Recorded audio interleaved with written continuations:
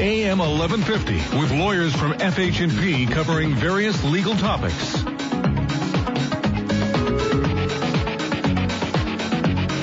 Law Talk on a Tuesday morning with FH&P with Nancy Ling, who has how long have you been with the firm now? 3 years, 4 years? About 3 years. Oh, 3 years. Anyway, nice place to hang your hat. Definitely. Jim Herpiger started this conversation some years ago, and I've been privileged to be able to continue to connect with various individuals from FH&P.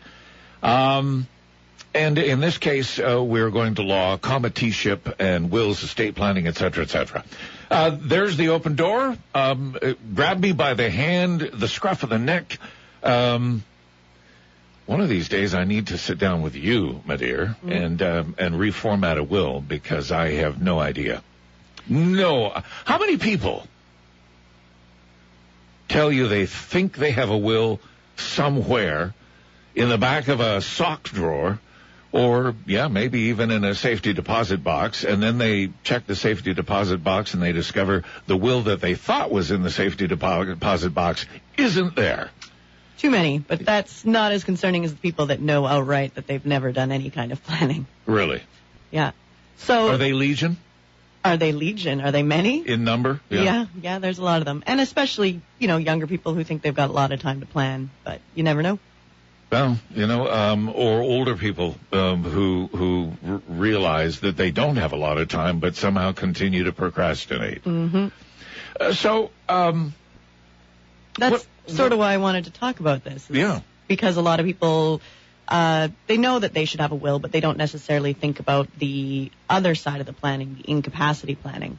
So planning for while you're still alive, but if you should lose the ability to take care of your own affairs for some reason, if that's a car accident where you get a brain injury, or if that's Alzheimer's or dementia. That's where you stepped off the curb and a car came around the corner, and the next thing you know, you're lying on the street with the car on top of you. Right. So if you haven't done that planning and there is no power of attorney in place, that's a document that lets somebody else manage your financial affairs for you. Yeah.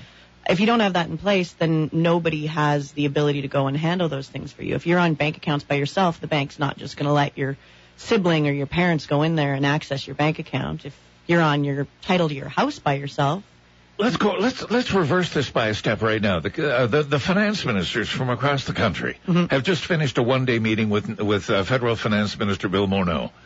They've now come to a common agreement on changes to the Canada Pension Plan because it's been recognized that Canadians are doing a lousy job of planning for their retirement. We just aren't getting it done. And statistical analysis would suggest to the Government of Canada that there are millions upon millions of individuals who, when it comes time to hit Freedom 85, Freedom 75, Freedom 65, Freedom 55, whatever, that they haven't got the money in the bank to look after their affairs. And so the government is trying to do that for them. The nanny state with auto pension plan deductions, paycheck deductions, matching funds from your employer, on and on and on, hopefully at some point in time will deliver a little tiny, tiny nest egg that'll look after you when Freedom 85 hits. That is not the same story here when it comes to wills and estate planning. Somehow, nobody's going to do it for you. You must do this for yourself. Right. We put a lot of importance on independence, right? So there's been a shift where we're not going to step into someone's life and we're not going to get into their affairs unless there's a very good reason. We being the government. Yeah. We being society. Right. Right. So we put a lot of importance on privacy these days, which means that if you don't make any arrangements, that it's nobody's business to get involved with your banking or your financial affairs, which can be a problem. If you do lose the capacity to take care of that yourself, that means that there's nobody able to step in and pay your bills and because make sure your meds people are cannot paid for. assume that this is how. People cannot presume that this is how you wanted things to be. And even they can't assume that you've lost capacity. There's steps that have to be taken to show that you can't manage your affairs anymore. And it's easier if you've planned ahead and you've got someone you trust that's close to you, that knows you day to day, and that can see the changes if these changes start happening, or it's going to be around. And who is that? Who do you trust? Yeah. Well, that's different for every person. Is that your son, daughter? It's not your ex. It can be. Yeah. I've seen that. But, yeah, it should be someone that you trust. It should be someone, hopefully, that's familiar with your financial affairs. You know, they know what sort of budget you're on, so they don't take over and start messing around with your finances without knowing all the facts. But, yeah, so you should pick someone that you trust because they're going to be involved in your life, in your banking, if you lose capacity. But if you don't pick someone you trust, then the court has to pick somebody. And I don't know that the court is in a better position to pick someone that they trust with your finances than you yourself would be.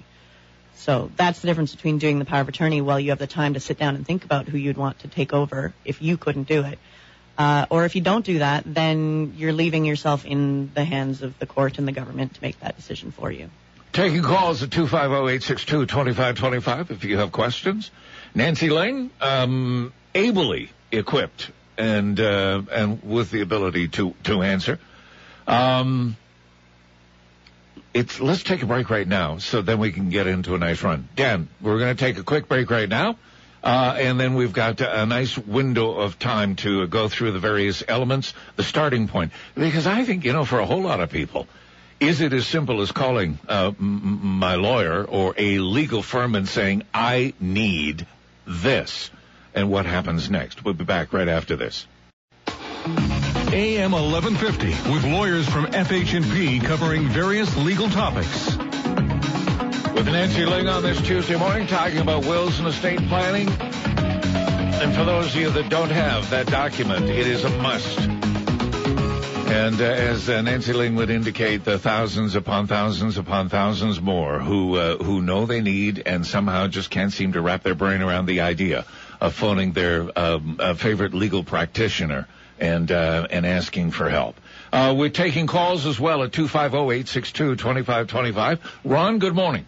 Good morning, Phil. Good morning, Nancy. Good morning. Question for you, and I'm going to tell you why I'm asking the question. I do have a power of attorney I made out.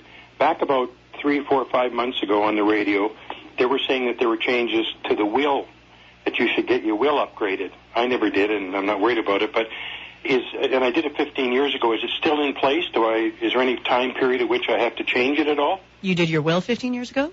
I did my will and my power of attorney. I'm more questioning the power of attorney. So I think the will, I'm not trying to sidetrack you with it.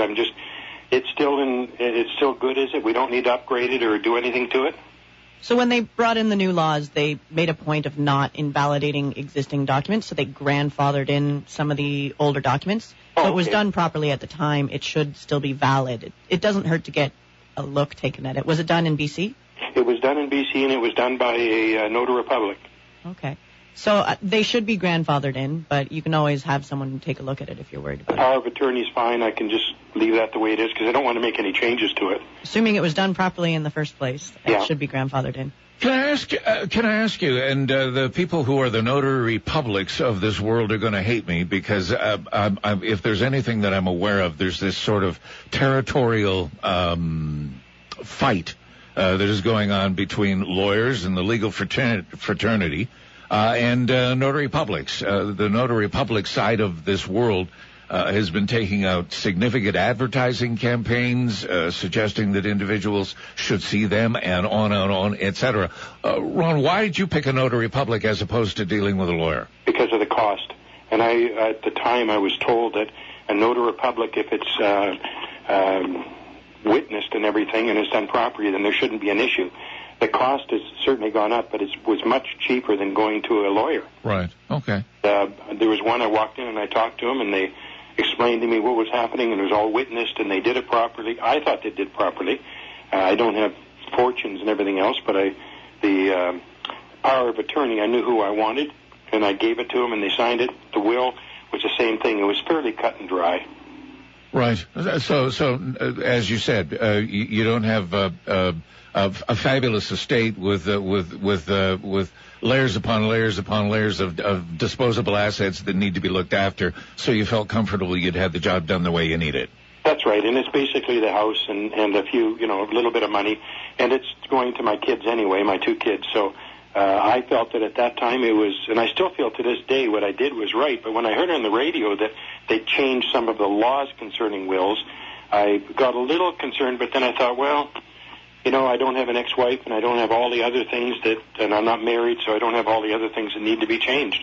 So that's kind of what I was asking. And I was in a very serious accident back in December, and now this kind of brings it to the forefront again, because I was infallible. I could do whatever I wanted to, except when it happened, bang, and it happened. And if I had gotten injured to my head, then this would have come into effect. So, right time to ask the question. You got that right. I hope you got the answers you wanted. I did. Thank you. Thank you so much. Appreciate it. And isn't that an interesting scenario that as he said, here he's in an accident and suddenly it all come home. And as I in the walk-in suggested that all you need to do is step off the curb and suddenly from your left-hand side somebody's swinging around the curb, and the next thing you know you're under their vehicle, under the bumper, staring up at the license plate, and suddenly your life has changed in the blink of an eye. Right. And then, do you think you ever lie there on the street and then suddenly you say, I wish I'd written a will. And that's the problem. By the time some people come around to this realization, it's usually too late. It is. It's a recommendation that's made by a doctor, or a bank account gets frozen, or you realize that you've been in a serious accident and death may be imminent, but you may not have the ability to do these documents anymore because you need a very specific understanding of your affairs in order to be able to legally do these documents. Yeah. So, one should never live life with regret. I like to say do them early, way before you need them, forget about them. Right. And then you're taken care of. And as often you've suggested in the conversations that we've had, is that somehow wills seem to be viewed by many people as the property of aging and elder or older people. That you need your will in place when you're going to get, or when you're approaching, older age. Where in actual fact, it really should be a document that even 20-year-olds should prepare and put in place. Right. You never know. You never know. And yeah, so if you miss that opportunity and something surprising does happen, or something with old age, whichever it is, and you don't have these documents, like I said, it becomes a court application. So it becomes a bit of a headache to actually get this in place after the fact. Picking up on Ron's thought, he used a notary public because price became an object. What is it? Standard will. And I have two questions.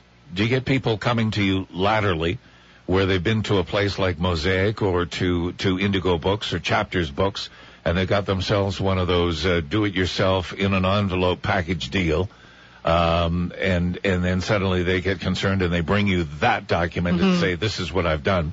I actually have a bit of a collection of those because do you? I get great entertainment out of some of them. Some people manage to read through the books and do it properly, and they've read all the forms and filled everything out properly, but it's almost like computer programming a little bit. There's a lot of if-thens. You've got to follow through all the possible possibilities. And so doing these documents, if you miss one of those eventualities, it can have a significant effect on what the document actually does. Does the document become null and void, or it just becomes difficult to work with? It might leave a portion of your estate intestate, so the will might only inadvertently deal with some of your assets, not all of them. It might inadvertently disinherit someone. It might inadvertently leave your assets to someone who's under 19, and then you've gotten the government involved, right? So there's a lot of things that you can do without meaning to if you're not familiar with the rules. All right. Nancy Ling is in our studio, will be for the next couple of moments, taking calls at 250-862-2525. Would be happy to hear from you if you have any questions dealing with wills, estate planning. And can we also go then to the a document of or the concept in the word committeeship? I was going to go a bit through the actual process. Okay. That is the subject when we come back. Committeeship with Nancy Ling from FH&P. Back in a moment. AM 1150 with lawyers from FH&P covering various legal topics.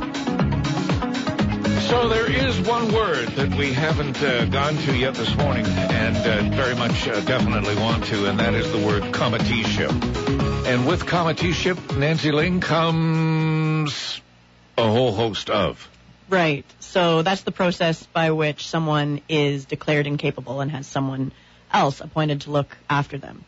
In BC, we have the public guardian and trustee who is responsible provincially for anybody who's under a mental incapacity, a legal incapacity. So they sort of babysit the whole process, and they will step in if there's no one else to do it. But generally, this is a body of people. Is it a bureaucrat? Is it? It's an appointment. The public guardian and trustee is an individual, but they have an office. So there's representatives in each of the towns for the office, right? Right. So the office of the public guardian and trustee looks out for minors who, for example, inherit money and there's no one to manage that money for them, or adults who are incapable of managing their own finances. So the PGT can step in and do that. But again, they're a government body. There's a budget, a limited budget. So if there's family available that can look after their family members, that's preferable. Mm-hmm. So the process is the private committeeships is when a family member or a friend steps in. If it's the public guardian and trustee, I guess it's a public committeeship. So the private committeeships is sort of what I want to talk about. And that's if, the doctor says this is worrisome, they don't really understand their day-to-day affairs, or the bank has frozen an account because they're seeing some... I've been giving $100 bills to people that I meet at a pool right. hall. Right. Or, they get caught up in the fraud and the scams and things like that. So usually something like that triggers it, and they'll call a lawyer and say, we need a power of attorney, and the lawyer will say, well, it's too late. They don't have the capacity. They don't understand anymore what they're signing. So we can't just put something in front of them and have them sign it. So that's when you start the application. You need to get 2 doctors to examine the individual and give the opinion that the individual has lost their mental capacity. So then you take affidavits from those 2 doctors, and then you get an affidavit of, it's called kindred and fortune. So the person applying says, these are the family members. They're either all consenting to me stepping up, or they've been served and they've got an opportunity to contest it if they don't think I'm the right person. And this is all of their assets, and this is all their expenses and their debts. And you put all that information in front of the judge, and they decide whether or not the person applying is the right person to be appointed.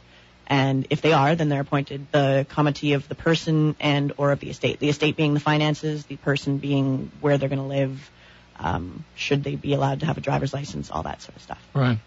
So there's so many decisions. Mm-hmm. Yeah. Literally.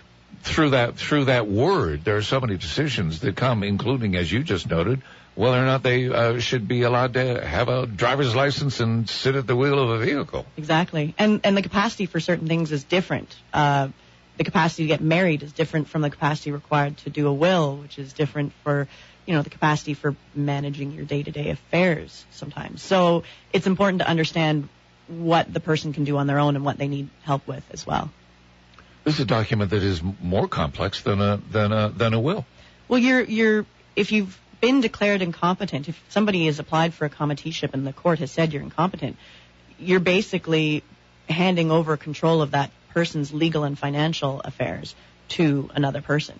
So signing contracts on their behalf, all those sorts of things, is going over to somebody to take care of for them. Does it happen a lot? It does, a fair amount. Unfortunately, it happens when the people haven't put the plan in place and it's necessary. If we're dealing with the elderly, unfortunately, it's a long process. It can take 3 months. So if it's a dire situation, I've seen circumstances where the person has passed away before we got it finalized.